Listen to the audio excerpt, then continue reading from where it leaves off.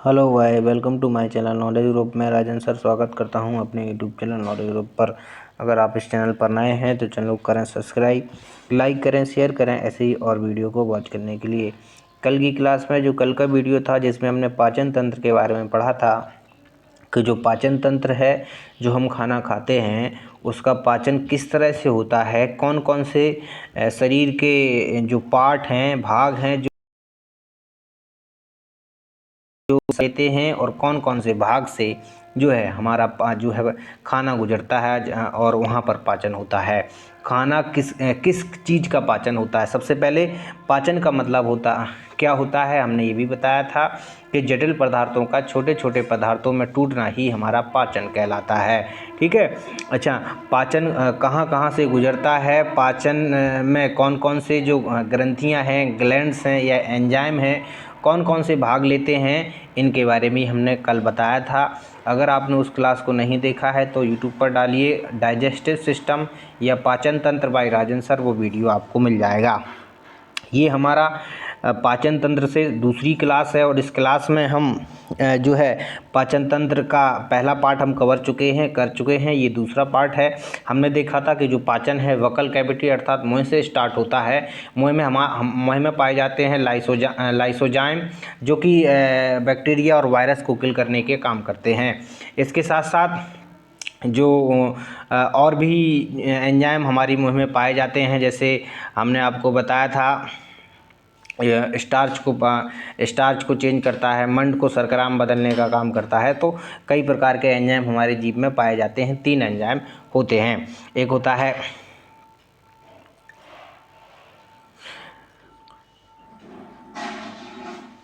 तो हमने डिस्कशन किया था। इसके साथ साथ खाना जो है मुंह के बाद फूड पाइप में जाता है। फूड पाइप से खाना ग्रहणी के माध्यम से हमारे जो है ग्रास नली के माध्यम से स्टोमक में रहता है। स्टोमक के भी 3 पार्ट मैंने बताए थे। ऊपर का पार्ट को हम जो है कार्डियक कहते हैं। जो निचला बीच का भाग है उसको हम जो है फंडिक कहते हैं और सबसे निचला भाग जो होता है उसको हम कार्डियक कहते हैं, उसको हम पाइलोरिक कहते हैं। तो इसके बारे में भी मैंने कल बताया था। खाना पेट के बारे में हम संपूर्ण जानकारी कवर कर चुके थे। पेट से खाना जाता है हमारा लीवर से होते हुए छोटी आंत में जाता है। तो लीवर का क्या जो है रोल होता है खाने को पचाने के लिए, उसमें उसको देखते हैं। तो जो लीवर होता है यकृत होता है, ये जो है महत्वपूर्ण भूमिका निभाता है हमारे खाने को पचाने में। अगर आपका लीवर डिस्टर्ब है तो आपका जो खाना है वो अगर नहीं पचेगा तो फिर जो है दिक्कत आपको हो सकती है, क्योंकि आपको प्रॉपरली एनर्जी बॉडी से नहीं मिलेगी जब खाने का डाइजेशन नहीं होता है, क्योंकि डाइजेशन से ही, पाचन से ही एनर्जी रिलीज होती है। जब एनर्जी नहीं रिलीज होगी, एनर्जी बनेगी ही नहीं, तो एनर्जी कैसे रिलीज होगी। तो जो हमारा लीवर है, ये जो लीवर क्या करता है, ये पित्त रस होता है उसको जो है बनाता है। हमारा जो लीवर है किसको बनाता है, पित्त रस को बनाने का काम कौन करता है, हमारा लीवर करता है। और ये जो रस है कहाँ पर स्टोर रहता है, तो पित्ताशय में। ये हमारा जो पित्त रस है, यहाँ से रस बना, पित्त रस यहाँ से बना, स्टोर कहाँ हो गया, पित्ताशय में स्टोर हो गया। क्या हो गया, पित्त रस। ये क्या होता है, ये क्षारी होता है। इसका जो पीएच मान होता है पित्त रस का 8 होता है। तो इससे हम पीएच वैल्यू से हम पता कर लेते हैं कि ये जो पित्त रस है इसका जो मान है वो कैसा होता है, क्षारी होता है। अभी तक जब हमारे पेट में खाना आता है तो वो तो अम्लीय और क्षारीय दोनों होता है। जब खाना पेट में पहुंच जाता है तो वो खाना अम्लीय हो जाता है पूरी तरह से। क्यों, क्योंकि उसमें जो है मिल जाता है HCl, और HCl जो है अम्लीय होता है तो वो खाने को कैसा कर देता है, अम्लीय बना देता है। तो ये जो पित्तरस है हमारे खाने को अम्लीय क्षारीय बना देगा। ये क्या करता है, वसा का पाचन करता है पित्तरस। इस वसा का जो पाचन होता है उसको इमल्सिफिकेशन जो है प्रोसेस कहते हैं। वसा का पाचन को, फैट का पाचन जब होता है तो ये जो प्रोसेस है इसको इमल्सिफिकेशन कहते हैं। इसमें जो हमारा जो लीवर है, जो पित्त है, इसमें कोई भी एंजाइम नहीं होते हैं, फिर भी हमारे जो पाचन है उसमें जो है महत्वपूर्ण वर्क करता है। इसमें कोई एंजाइम भी नहीं है, फिर भी हमारे खाने को पचाने में जो है पित्तरस हेल्प करता है। तो हमने देखा लीवर का क्या काम है? पित्त को बनाता है। पित्त कैसा होता है? क्षारी होता है और ये हमारे खाने को क्षारी बना देता है। अभी तक हमारा खाना कैसा था? अम्लीय था, अब हमारा खाना हो गया क्षारी। वसा का पाचन होता है पित्त के माध्यम से ही। इस प्रोसेस को हम एमल्सिफिकेशन कहते हैं। इसमें कोई एंजाइम नहीं होता है, फिर भी ये पाचन में हेल्प करता है। अब बात करेंगे कि पैनक्रियाज, बिल्कुल हमारा जो लीवर है उसके नीचे होती है पैनक्रियाज, जिसको हम अग्न्याशय कहते हैं।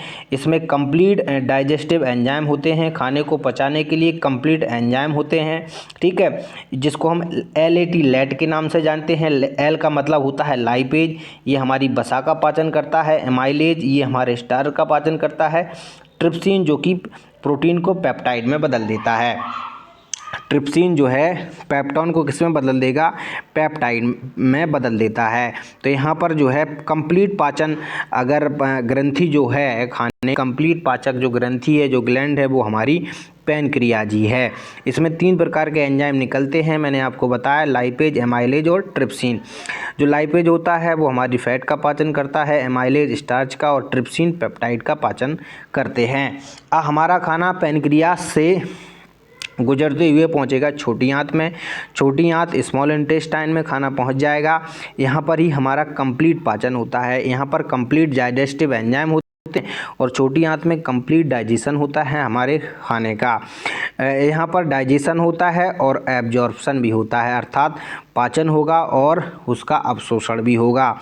जो भी एनर्जी बनेगी वो यहीं से रिलीज बॉडी की तरफ चली जाएगी और जो अनडाइजेस्टेड फूड है, अर्थात जो बॉडी के लिए हार्मफुल है, जो कि अपचा हुआ खाना है, वो बड़ी आंत में चला जाएगा। बाकी जो मिनरल हैं, प्रोटीन हैं, ब्लड जो बनेगा, जो भी आपने खाया है, वो सब जो इम्पोर्टेंट है बॉडी के लिए, वो बॉडी की तरफ यहीं से छोटी आंत से ही रवाना हो जाता है। इसीलिए इसको कहते हैं कंप्लीट डाइजेशन।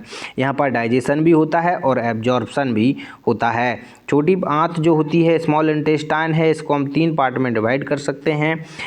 ग्रहणी, जिसको हम ड्यूडेनम कहते हैं, इसमें सैक्रीन और कोलेसिस्टोकिन हार्मोन्स का यहाँ पर निर्माण होता है। 2 हार्मोन्स यहाँ पर निकलते हैं, एक सेक्रेटिन और एक सेक्रेटिन और एक कोलिसिस्टोकाइन होता है। ये काइनिन, कोलिसिस्टोकाइनिन होता है। ये 2 हार्मोन्स को निकालने का काम हमारा ग्रहणी में होता है। ये हमारा पार्ट है किसका? छोटी आंत का। इसके बाद होता है जेजुलम और एक होता है इलियम। जो इलियम होता है, इसी में विली पाए जाते हैं। जो आंत के आसपास बहुत छोटे छोटे छिद्र होते हैं, जहाँ से हमारे शरीर में एनर्जी जो बनी है वो बॉडी की तरफ रिलीज हो जाती है। इसके बाद खाना जाता है हमारा बड़ी आंत में, और बड़ी आंत में किसका पाचन होगा? बड़ी आंत में किसी का पाचन नहीं होता है, सिर्फ अवशोषण होता है पानी का। निचला भाग जो होता है बड़ी आंत का, उसको सीकम कहते हैं। अपेंडिक्स का मतलब ही होता है जो है एब्जॉर्प्शन। अब बड़ी आंत में खाना जाता है तो इसको हम कहते हैं काइल, ठीक है, इसको क्या कहते हैं? हम काइल कहते हैं। बड़ी आंत को कॉलोन में डिवाइड किया गया है। बड़ी आंत जो होती है उसको हम कोलोन में डिवाइड करते हैं। असेंडिंग कोलोन होता है, ट्रांसवर्स कोलोन होता है, डिसेंडिंग कोलोन होता है, सिग्मॉइड कोलोन होता है। इसके बाद जो हमारा खाना है बड़ी आंत के बाद रेक्टम में जमा हो जाता है और उस एनस के द्वारा हमारा खाना बाहर निकल जाता है।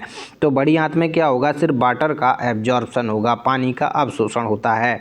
अब हम बात करते हैं प्रोटीन। तो प्रोटीन का पाचन होता है कितने पाकों में? प्रोटीन का पाचन जो होता है 3 पार्ट से होकर गुजरता है। सबसे पहले जो जठर रस होता है, जो कि पेट से निकलता है। पेट के कौन से भाग से जठर रस निकलता है? तो पाइलोरिक जो पेट का एक भाग है उससे निकलता है। उससे निकलता है जठर रस, और उस जठर रस में जो है पेप्सिन और क्या होता है? पेप्सिन होता है, एक रेनिन होता है। रेनिन जो है दूध को पचाने में हेल्प करता है। पेप्सिन जो होता है वो प्रोटीन का पाचन करता है और प्रोटीन को किस में बदल देता है? पेप्टोन में बदल देता है। इसके बाद जो पेप्टाइड होता है, पेप्टोन होता है, ये हमारा अग्न्याशय से निकलता है और ये पेप्टाइड में बदल देता है प्रोटीन को। इरिप्सिन जो है छोटी आंत से निकलता है और ये किसको? अमीनो एसिड में हमारे प्रोटीन को बदल देता है। तो ये 3 प्रोसेस होती हैं प्रोटीन के। नेक्स्ट बात करते हैं पाचन के चरण, तो कितने चरण से होकर पाचन होता है? इंजेशन जब हम खाना खाते हैं, डाइजेशन जो खाना पचता है, एब्जॉर्प्शन जो खाने में एनर्जी रिलीज हुई है वो बॉडी की तरफ जाएगी, एसिमिलेशन और जो बड़ी आंत में खाना जाएगा तो उस खाने को क्या और ड्राई बनाने का काम होता है, डिफेक्शन जो खाना हमने खाया है और जो अनडाइजेस्टेड फूड है उसको बाहर निकालना। तो ये 5 प्रोसेस में पाचन के ये चरण हैं। ये प्रोटीन का पाचन है, ये रेक्टम में जमा होता है, एनएस के माध्यम से बाहर निकल जाता है। बड़ी आंत में वाटर का एब्जॉर्प्शन होता है। 3 जो है छोटी आंत है उसको 3 पार्ट में डिवाइड करते हैं। एक होता है हमारा जेजुलम, इलियम और ग्रहणी या डिड्यूनम। इसके बाद लेट होता है, पैनक्रियाज, लेट, लाइपेज, एमाइलेज और ट्रिप्सिन, और इसके बाद पित्ती रस जो कि लीवर से रिलीज होता है। तो ये कुछ इंपॉर्टेंट पार्ट थे हमारे डाइजेस्टिव सिस्टम से संबंधित। तो यहाँ पर हमारा कंप्लीट हो गया डाइजेस्टिव सिस्टम। अगर आप इस चैनल पर नए हैं तो चैनल को सब्सक्राइब जरूर कर लें ऐसे ही वीडियो को देखने के लिए। Thank you, take care, bye bye, see you in next class.